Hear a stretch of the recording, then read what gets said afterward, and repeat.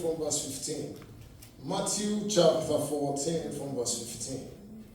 And when it was evening, his disciple came to him, saying, This is a desert place, his time is not past, send the multitude away, that they may go into the villages and buy themselves victuals, in order what to eat. But Jesus said unto them, they don't need to go. He said, give you them to eat. That's another revelation on his own. In other words, many people don't even know their capacity until somebody helps them to point it out. Are you seeing that? He said, let them go. He said, no, you give it to them to eat. So that means you have the capacity to do it. But they didn't know. So in other words, there are many things you have capacity to do. You need somebody in your life to point your attention to it. You can do it. So why are you sending them away? No, tell me, why are you sending them? He said, give them to eat.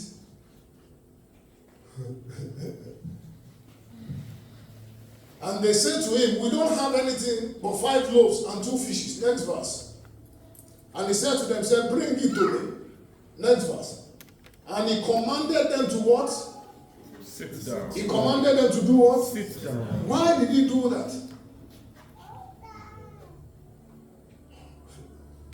He commanded, if I like what Luke said he commanded them to sit in a group of 50. Give me Luke chapter 9 from verse 10. Luke chapter 9 from verse 10. Because you see God that we serve in the beginning, Genesis chapter 1, what did he first do? He was doing everything practical, step by step, isn't it? Step by step, step by step. The first day is this, second day is this, third day is that, and then the 6th day he created man. Just imagine God creating man when there was darkness. You saw what I was telling you to emphasize. He said, first of all, what? He said, first sit down. First of all, sit down. And then I will tell you what to do when you sit down. You know how many of us have failed? You know what? You know how many people have failed? They didn't sit down. He said, which of you intending to build a tower? First of all. I remember when we were going to start church. Spoke to one of my fathers in the Lord. I said, what do you want? He's a very, very careful man. He doesn't lord anything on you. I said, this is what I want, Dad. He says, speak. So I spoke to one person that's connected to it. I said, I told Daddy this, and this is what he said. He said, explain to me. And then he said, this is what he wants. Then when we eventually spoke, he said to me, he said, Deji, you know you can't stop. Oh yeah, he said, you know you can't stop. So in other words, before you start,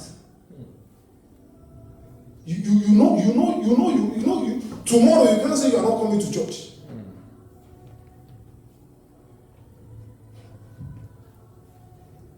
You will enjoy this series, so I can tell you. He said, you know you can't stop. He said to me, you know you can't. So he said, so think it through very well. What do you want? My wife was there, the phone was on speaker. For that meeting we go to every year to Oshobo. I was supposed to go to Oshobo but I applied for my visa eventually. but it thing has come out now, so he said to me, he said, you know you can't stop. Are you giving me a look? He said, all they that have done said they took it probably and belonged at the bedside the next verse. And the people, when they were new, followed him and spoke to them, kingdom next verse, that need healing. And when they had begun, then came the 12 saints and said unto him, send the multitude away, that they may go and into the town and buy whatever it is they need to eat. Next verse. And he said unto them, give ye them to eat. And they said, we have no more than 5 loaves and 2 fishes, except that we should go and buy meat for all these people. Next verse. For they were about how many thousand? 5,000. How many thousand? 5,000 men. You are getting it now. You are getting used to it. Not just 5,000. Men. So when there are 5, how many men do we have here? And then how many women? In every congregation, there's more women. So at least let's work with 5,000. And then he said to his disciples, he said, make them sit down by what? By 50s in a company. 5,000. Then 50. So you have what? 100. Now the question is, why did he tell them? Now, in other place, Luke, because Luke is a physician.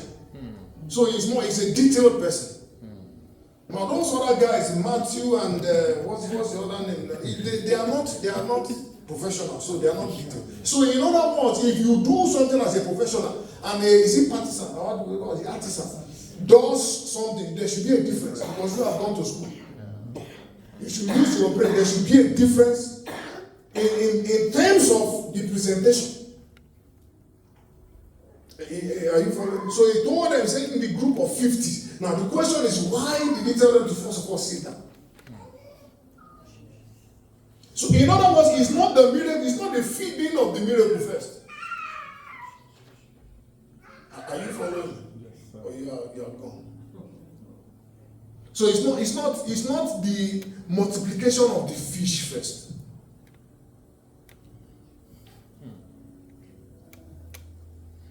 In fact, even the gift of the work is called the working of miracle. So he said, let them sit down first. Let them sit down. So why did Jesus tell them to sit down? Let's write now. Number one, to avoid chaos. In other words, if you are doing anything and you are not sitting down first, you are writing letter to chaos. Oh yeah. You are writing letter to chaos. It's chaos. To disorder. He told them, so let them sit down. Why? Because without them sitting, there will be number two, we are going to waste resources because we won't even know if this one has eaten or that one has not eaten. And that one that is maybe is from one place that likes 2 or 3. You know, those days when you will eat those, is here agege bread. You can eat 2 at a go. So somebody can even collect 2 when somebody hasn't collected anything. I think that's what they were doing in Acts chapter 6. They didn't tell the people to sit down. They had multitude and there was more money. There was complaint. Everything was just all over the place. Until they came and said, okay, everybody wait. Let's choose how many people. Is it 7 people? And then they brought it. And that's them sitting down. So I said, sit down and do what? And plan your life.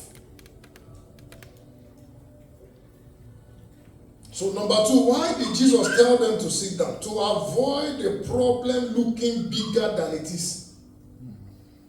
So at least we know that it's 5,000 people that we're catering for. It's not more than 5,000. So at least we know that once they are in 50, everything is now okay. Everything is fine. We know that. So because if everybody is standing up here now, maybe we are not more than 30 or whatever, 20 or 40 or whatever, 50. If everybody stands up now, you can think we're 500.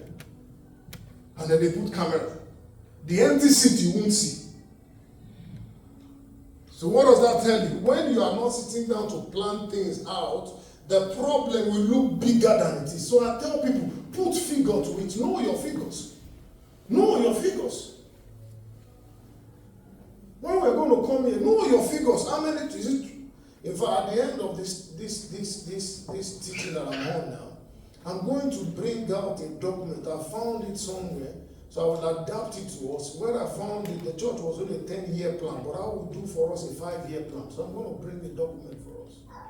Maybe when we go to part 2 or part 3. Because if you don't sit down, the details that you should have, you won't have it. Are you following me? The details that you should have, you won't have it. So let them sit down in 50s in a company. Let them sit down. It's not eating first. It's not eating first of all. Because once if you begin to give them food, they won't listen again. They're already eating. They won't. So before the deafness comes, let them first of all sit down. Sit down. When you it's okay, just sit down.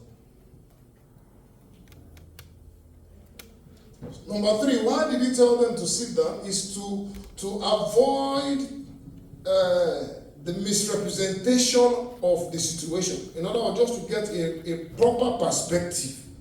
A proper perspective. As I wrote it here, number 4, that even though Jesus was in faith and was about to do the miraculous, he needed order and decency to be in place.